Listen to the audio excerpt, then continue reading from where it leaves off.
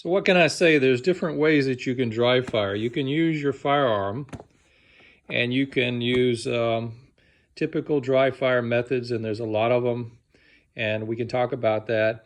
The other way that you can dry fire that people really don't think about is to use something like a T4E. This is a Umarex replica.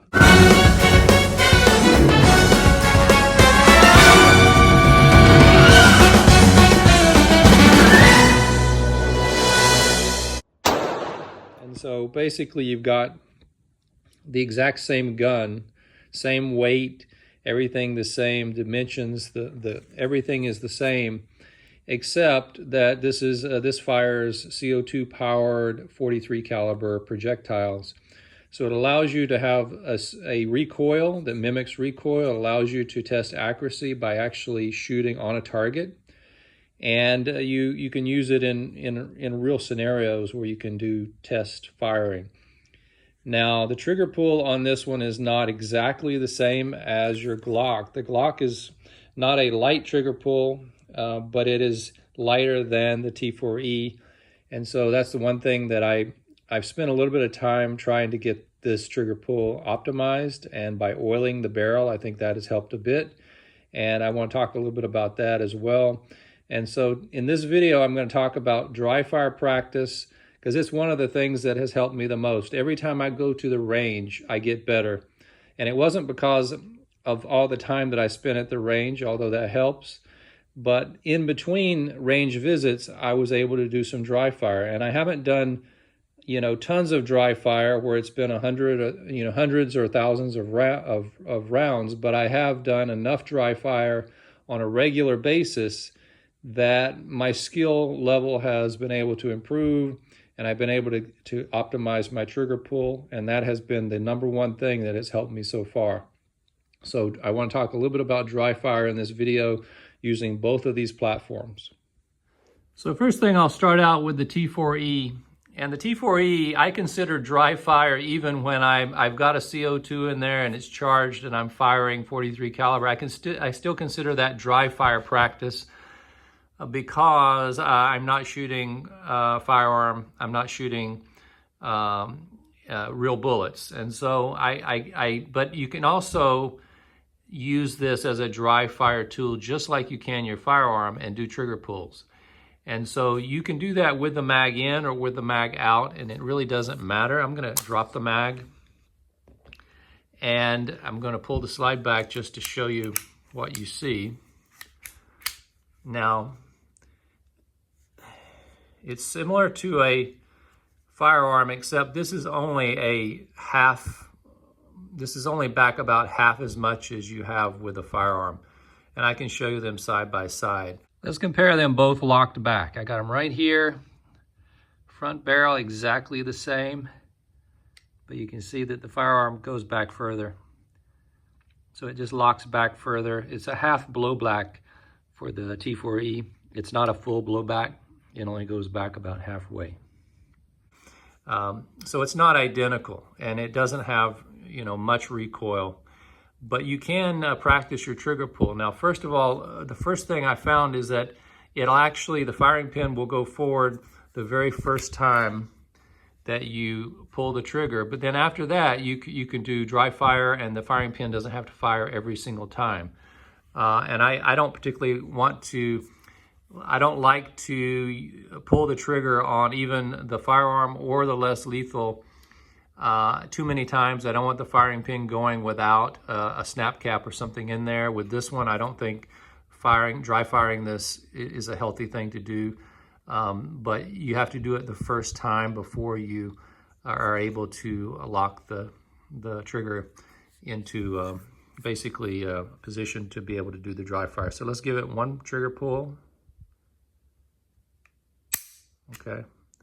Now, it basically, after that, you can now pull the trigger, and unlike a firearm, the firing pin is now forward, and you can pull the trigger as many times as you want. It's not going to fire anymore, and until you rack the slide. So, but you can use this as a way to test your trigger pull. And when you do dry fire practice, one of the nice things you can do is this penny drill. And so you put a penny on the front sight post and you practice. Now this one, the trigger pull is heavier. So let's see if I can do it without it coming off. And try to do it looking through the camera. Okay, trigger pull. Came off there. Try it again. Balancing is probably the hardest part. Do it again. Okay, see, there's a little bit of a, I've noticed this before and I've talked about it in previous videos. Now watch carefully. Do the pull. Okay, you see that sight just move up slightly and to the right. And that's because this is a really heavy trigger, but if you're careful and you practice this, you can get better at it. And my philosophy is if you get better at shooting a platform that has a trigger that is tighter, it's only gonna make you better when you go to a better trigger. So for example, if you're a Glock shooter and you can master the Glock trigger, and then you go to a firearm that has a better trigger, or a competition type trigger, you should excel at using that because you've already learned the basic skills. And if you can master that with a Glock, you can handle any of them. And so using this T4E, I can practice my trigger pull, and it's a pretty good test. And sometimes it'll come off.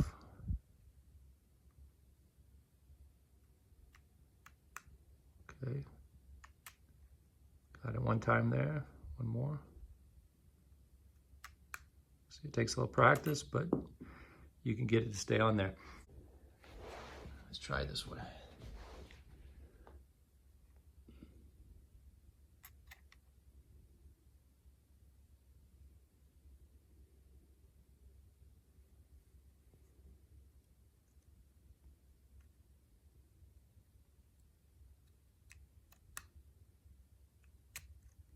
Okay. And it falls off.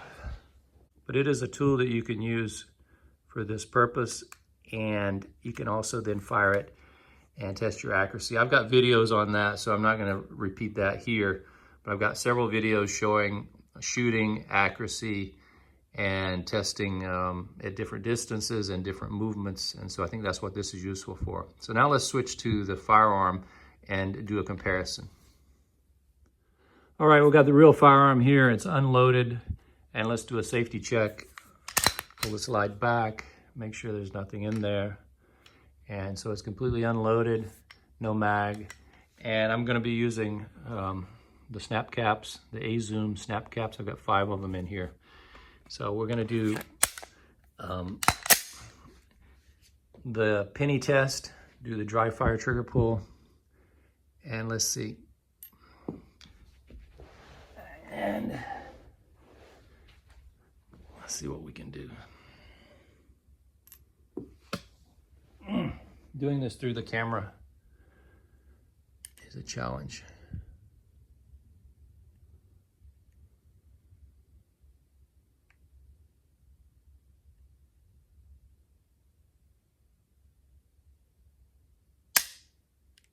Okay, much easier to do here.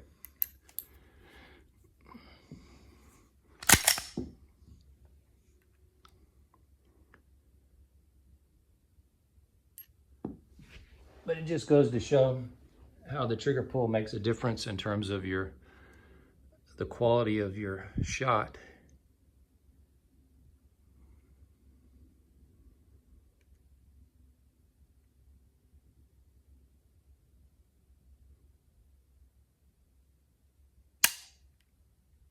Okay, so you can see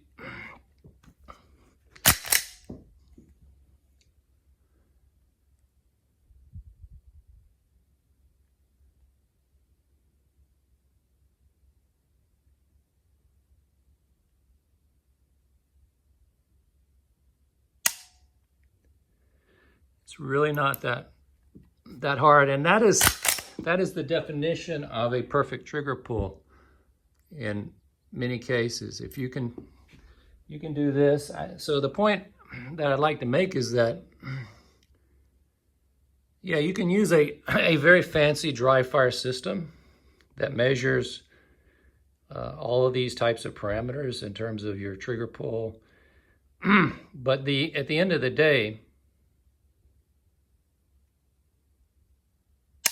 if your trigger pull can be that good that you can balance a coin on your sight post and do the pull and the coin doesn't come off, that by definition is a perfect trigger pull. And it means that you have that down in terms of dry fire, in terms of getting the shot off. That shot is going to be on target if you can do that. And so you're not pulling, you're not tilting too much one way or the other. It's really balanced on there, and it's a pretty precarious situation. You see how much difficulty I have sometimes even just getting it on there. It doesn't take much of a tilt, as you can see here. If you just tilt it just a little bit, a little bit here, a little bit there, it's going to fall off. And so that is a great test, using the coin as a way to check your trigger pull. I'll do one more. I think there's one left. And you can also just look at your sights and see that it doesn't move.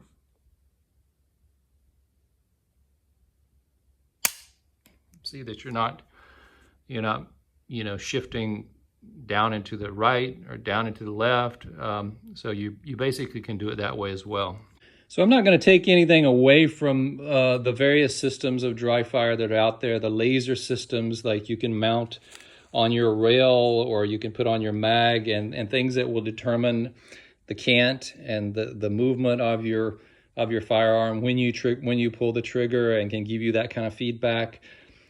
I may end up getting something like that, but if you're just getting started and you want to learn the very basics of shooting, and you want something that will accelerate your learning curve the fastest, and you want to be able to get your trigger pull down and learn the basics, you can do that without. You don't need fancy optics. You don't even need this type of dry fire system, which I like for doing more real world type holster draws and movement, and you could do that at home. But with your firearm, just doing the coin drill, I think that is a very basic fundamental thing that will help you right away. If you can get that down, and you can do that a couple hundred times, and you can show that penny does not fall, you have your trigger pull down.